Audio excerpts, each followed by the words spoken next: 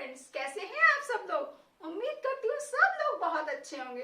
तो दोस्तों, जैसे कि गर्मी बहुत पड़ने लगी है, अब गर्मी में हमारी खुद की वर्किंग कैपेसिटी बहुत कम हो जाती है।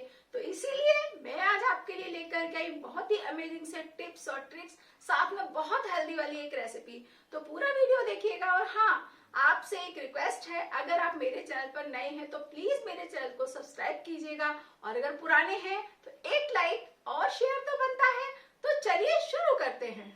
तो दोस्तों, आज का सबसे पहला टिप है हमारे टोस्टर को लेकर। टोस्टर को साफ़ करने के आपने अभी तक बहुत सारे टिप्स और ट्रिक्स देखे होंगे, लेकिन मैं जो टिप लेकर के आई हूँ वो सबसे बिल्कुल अलग है। तो यहाँ पर जैसे कि मैंने अभी सैंडविच बनाया था, टोस्टर बहुत गंदा हो जाता है। तो हम इसको किसी भी तरह से साफ़ करना, लेकिन मन में भरता नहीं है कि अरे साफ़ हो गया है। तो हमें सबसे पहले क्या कर लेना है कि एक पेपर लीजिए या टिश्यू पेपर लीजिए, उससे इसको आप अच्छे से इसका जो ड्राई वाला कचरा है वो हटा दीजिए, और जो हमारा नॉर्मल विम बार होता है थोड़ा सा इसमें डालिए, थोड़ा सा पानी डाल दीजिए और टोस्टर को बंद कर दीजिए। इसके बाद आप टोस्टर को ऑन कर दीजिए। जैसे ही इसकी लाइट ग्रीन हो जाएगी आप टोस्टर को खोल दीजिएगा। खोलने के बाद में तब तक हमारा जो टोस्टर है ना, इसमें पूरी स्टीम बन जाती है, पानी बॉईल हो जाता है। एक लीजिए टूथब्रश और इससे चारों तरफ से बहुत अच्छे से साफ़ कर दीजिए। इससे इस तरह से जब आप टोस्टर को साफ़ करते हैं तो बिल्कुल कोई भी जर्म नहीं रहता है, जर्म फ्री हो जाता है एकदम से, और आपको नीट एंड क्लीन टोस्टर हो जाता है। तो ये देखिए, ब्रश से मैंने चारों तरफ बहुत अच्छे से साफ़ कर दिया। आप पानी को देख के अंदाज़ा लगा सकते हैं कि कितना गंदा पानी निकला है। इसके बाद में लीजिए एक नॉर्मल सा पेपर, जिससे इसको पोंछ दीजिए। तो उससे क्या होगा कि जो हमारा गीला है वो सब पेपर एब्जॉर्ब कर लेगा, और फिर एक गीला कपड़ा लेकर आप इसको अच्छे से ऊपर नीचे साइड में चारों तरफ अच्छे से पोंछ दीजिए। तो जो टोस्टर है ना, वो एकदम नीट और क्लीन, बिल्कुल नया जैसा हो जाता है। जर्म के रहने की कोई गुंजाइश नहीं होती। जैसा कि आप देख सकते हो, मैंने पूरा अच्छे से पोंछ दिया है, और उसके बाद में अब मैं इसको किनारों से आगे और पीछे पोंछ रही हूँ। सैंडविच बनाने के बाद में आप इस तरह से इसको पोंछ कर रखेंगे ना, तो दोबारा जब आप यूज़ करेंगे तो आपको कोई दिक्कत नहीं होगी। और कोई भी तरीका हो ना, मुझे ये तरीका सबसे बेस्ट लगता है, क्योंकि इसमें हमें ऐसा बिल्कुल नहीं लगता है कि हमारा टोस्टर साफ़ नहीं हुआ है। और एक बार जब आप साफ़ करके रख देते हैं तो अगली बार जब हम उठाते हैं तो एफर्टलेस होकर हम अपनी डिश को बना सकते हैं। तो ये आप देखिए, चारों तरफ से बहुत अच्छे से साफ़ कर दी। क्योंकि दोस्तों, चीज़ें आजकल इतनी महंगी आती हैं, इन्हें लेना ही ज़रूरी नहीं है। ज़रूरी है इनको सबको व्यवस्थित और साफ़ सुथरे तरीके से रखना, और काइंडली अच्छे से इनका यूज करना। तो ये लीजिए, मेरा टोस्टर तो साफ़ हो गया। आपने अपना टोस्टर साफ़ किया कि नहीं, ज़रूर मुझे बताइएगा। कोई हमारा एक्स्ट्रा एफर्ट इसमें नहीं लगा है। दूसरा टिप है दोस्तों कि इस तरह से बटर हम और आप सभी बाज़ार से लेकर के आते हैं, लेकिन कई बार ना हम इसको व्यवस्थित तरीके से जब नहीं रखते हैं। आपने अभी तक तरीका कई बार देखा होगा कि लोग इसे क्यूब्स में काट कर रखते हैं, लेकिन मैं इसको अलग तरीके से रखती हूँ। इसी के साइज़ का एक डब्बा ले लीजिए, बड़ा हो वो भी चलेगा, छोटा नहीं होना चाहिए बस। तो और इस तरह से इसको खोलिए, और फिर आप इसको इसी डिब्बे में डाल दीजिए। अब इससे ना यूज़ करना इतना आसान हो जाता है दोस्तों कि आप सोच भी नहीं सकते हो। इसके बाद जो इसमें थोड़ा बहुत बटर लगा रह गया है, चाकू लीजिए और इसे स्क्रैप कर करके ना इसको छुटा दीजिए और डाल दीजिए वापस से इसी डिब्बे में। तो बस हमारा बटर भी इससे ख़राब नहीं होगा, वेस्टेज नहीं होगी जरा सी भी। अगर आपको स्लाइस के रूप में ही बटर चाहिए ना, तो आप इसमें से ले सकते हैं। क्यूब्स के रूप में चाहिए, क्यूब्स में ले लीजिए, या फिर आपको कहीं पर स्प्रेड करना है तो आप इसमें चलनी लगा करके स्प्रेड कर सकते हो। मैंने अपने इससे पहले वाले कई वीडियो में बताया है बटर को निकालने का तरीका, तो आप उस तरह से निकाल सकते हो। तो ये लीजिए, मेरा बटर तो मैंने निकाल करके रख दिया है अपने फ्रिज में, और बहुत आराम से यूज़ कीजिएगा। तो आपको ये टिप कैसा लगा दोस्तों, ये ज़रूर मुझे बताइएगा।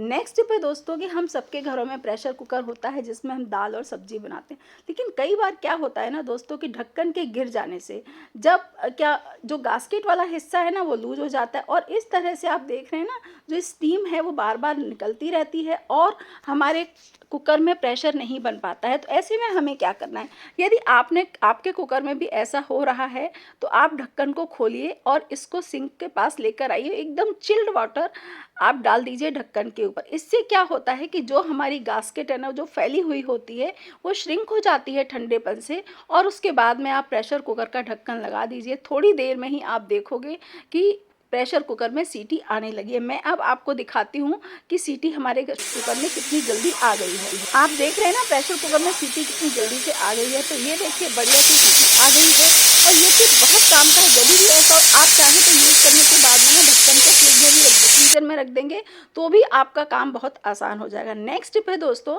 ड्रम स्टिक की फलियों को लेकर। हम इस समय खूब गर्मियों में आती हैं ड्रम स्टिक की फलियाँ, और जैसे कि हम सभी जानते हैं कि ये फलियाँ कैल्शियम से भरपूर होती हैं और अक्सर सभी डॉक्टर्स लोग या डाइटिशियन इसे खाने की हमको सलाह देते हैं। लेकिन इसमें सबसे बड़ी दोस्तों प्रॉब्लम क्या होती है कि हम बड़े लोग तो खा लेते हैं चूस कर इसको, लेकिन हम इसको जब पकाते हैं किसी चीज़ में डालकर तो जो चूसने का प्रोसेस है बच्चों को बिल्कुल पसंद नहीं आता है और कुछ बड़े लोगों को भी नहीं पसंद है। जैसे मेरे घर में ही कोई भी इसको चूस कर नहीं खाता है, तो मैंने इसको यूज़ करने का एक नया तरीका निकाला है। 2 तरीका मैं आपके साथ साझा कर रही हूँ। आप भी इस तरह से सहजन की फलियों को बहुत आराम से खा सकते हैं। तो आपको क्या करना है, सहजन की फलियों को लाइए, अच्छे से धो लीजिएगा, पोंछ लीजिएगा और इनको मन चाहे टुकड़ों में काटकर इस तरह प्रेशर कुकर में डाल दीजिए। ज़रा सा पानी डाल दीजिए, जैसे मेरी इतनी सारी थी ना, मैंने मुश्किल से 1 कप पानी डाला है। प्रेशर कुकर का ढक्कन बंद कर दीजिएगा और इसमें आप 2 से 3 सीटियाँ ले लीजिए। ये इस तरह से बॉयल हो जाएंगी। बस ध्यान रखने की बात यह है कि पानी हमें ज़्यादा नहीं डालना है, नहीं तो हमारा जितने पौष्टिक तत्व ना सब बेकार हो जाएंगे। इसके बाद आप या तो इसे स्क्रैप करके इसके पल्प को निकाल लीजिए या फिर आप चलनी से छान कर भी निकाल सकते हो। लेकिन दोस्तों होता क्या है कि चलनी से जब हम छान कर निकालते हैं ना, तो एकदम मैशी सा, एकदम मैश किया हुआ सा पल्प निकल कर आता है जिसमें मज़ा नहीं आता है। तो मैंने क्या किया है कि बेसिकली मैंने सारा पल्प स्क्रैप करके निकाला। आप चाहो तो इसके बड़े बड़े टुकड़े करके भी डाल सकते हो। तो ये मैं आपको इस तरह तरीका बता रही हूँ कि आप इस तरह से भी पल्प निकाल सकते हो, लेकिन मैंने इसका जो पूरा पल्प है वो स्क्रैप करके निकाला और बहुत आराम से बहुत अच्छे से निकल गया। अब इस स्क्रैप किए हुए पल्प से ना आप चाहें तो कोई डिश बना सकते हो, चाहो तो आप इसे रोटी बना सकते हो, पराठा, सब्जी, सूप, या फिर आप इसे स्टोर करके फ्रिज में भी क्यूब्स में जमा कर रख दोगे ना तो भी ये बहुत दिनों तक चल जाता है। मैंने तो फिलहाल आज इससे बहुत टेस्टी सा पराठा बनाया था। तो जो पराठा मैं आपके साथ भी शेयर कर रही हूँ जिसे मैंने ब्रेकफास्ट में बनाया था, तो मैंने क्या किया था कि जितना हमारा पल्प निकला था वो मैंने ले लिया था। लगभग आधा किलो से ज़्यादा थी मेरी फलियाँ। थोड़ा सा बेसन, थोड़ा सा आटा, नमक, हींग, जीरा, अजवाइन, इनको सबको डालकर मैंने बढ़िया सा गूंदा एक आटा जैसा आप नॉर्मल अपने घर में पराठे के लिए गूंदते हैं ना, वैसा ही हमें आटा गूंदा। और हाँ दोस्तों ध्यान रखिएगा, अगर आपने मेरे चैनल को सब्सक्राइब नहीं किया है तो प्लीज़ कर दीजिए, और अगर कर दिया है तो रेसिपी पसंद आ रही है तो जल्दी से अपने फ्रेंड्स और फैमिली के साथ शेयर कीजिएगा। तो ये देखिए आटा गूंदकर हो गया तैयार। अब आप इसे पराठा कैसे भी बना सकते हो, मैं जिस तरह से बना रही हूँ वो मैं आपको बता देती हूँ। यहाँ हमने थोड़ा सा लोई बेल लिया है।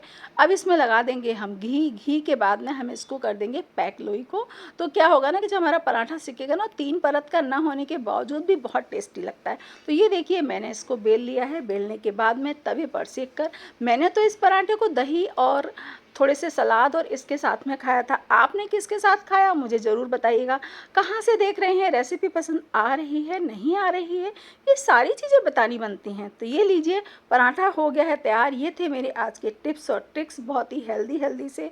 तो हेल्दी खाइए, हेल्दी रहिए और मेरे वीडियो को शेयर कीजिए। जल्दी ही मिलते हैं नए वीडियो के साथ में, नए टिप्स और ट्रिक्स के साथ में। Bye bye.